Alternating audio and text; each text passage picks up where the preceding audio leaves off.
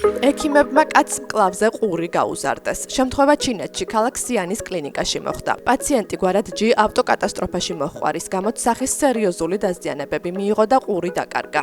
ამის შემდეგ მამაკაცს არაერთი ოპერაცია ჩაუტარდა სახის აღსადგენად, თუმცა როგორც თავად ამბობს, ორგანოს არარსებობის გამო თავს ყოველთვის არასრულფასოვნად გრძნობდა. ქირურგებმა G-ს ნეკნებიდან ხრტილოვანი ქსოვილი ამოუღეს, ხელით მისცეს ადამიანის ყურის ზუსტი ანატომიური ფორმა და მიღებული ყურის კარკასი მამაკაცის მკლავის კანქვეშ ჩანერგეს. ყველაზე რთული ნაწილი გამოთლაა. ეს ხელოვნების ნიმუშია.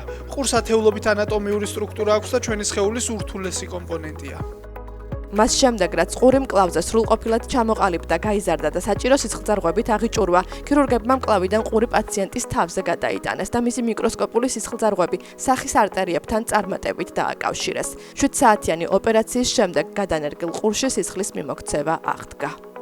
ამერიკის შეერთებული შტატების წამყვან საავადმყოფოებში ონკოლოგიური პაციენტებისთვის უმძიმესი და მაღალი რისკის შემცველი ქიმიოთერაპიული პრეპარატების მომზადება და ტრანსპორტირება რობოტებს დაევალათ. მეცთა ჯორჯთაუნის საუნივერსიტეტო საავადმყოფოს რობოტი კაირო ერთ-ერთი მათგანია. ის ყოველდღიური 100 შეკვეთიდან 40 დამოუკიდებლად ამზადებს.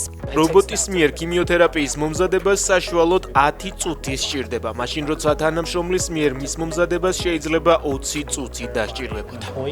რობოტი სპეციალიზებულია 14 სხვადასხვა სახეობის კიბოს, მათ შორის ძუძუსა და ფილტვის კიბოს სამკურნალო მედიკამენტების შერევაზე. პროცესის უსაფრთხოებას სპეციალური სისტემა უზრუნველყოფს, რომელიც რობოტის ყოველ მოძრაობას აკონტროლებს, რათა პრეპარატის დოზირება იდეალური სიზუსტით იყოს დაცული.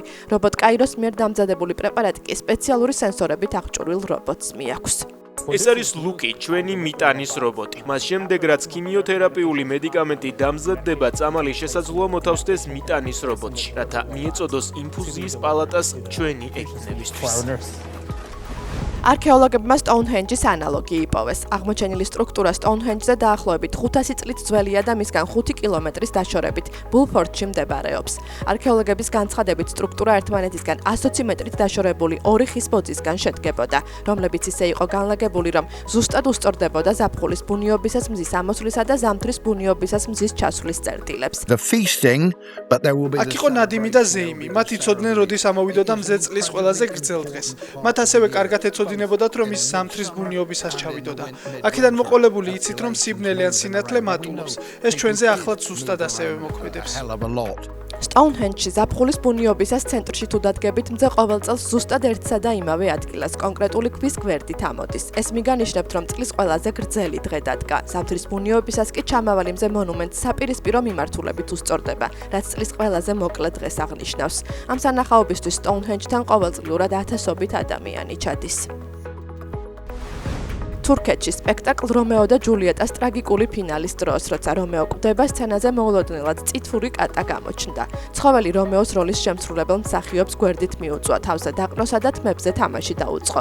როდესაც ჯულიეტამ რომეოს სხეულის გადათრევა დაიწყო, კატამ ინტერესი დაკარგა. ახლოს მდებარე მაგიდაზე გადაინაცვლა და იქიდან უყურა სპექტაკლის დარჩენილ ნაწილს. დასრულების შემდეგ კი აღფრთოვანებული მაყურებლის ოვაციები დასთან ერთად დაიმსახურა. ვიდეოები სოციალურ ქსელებში ვირუსულად გავრცელდა.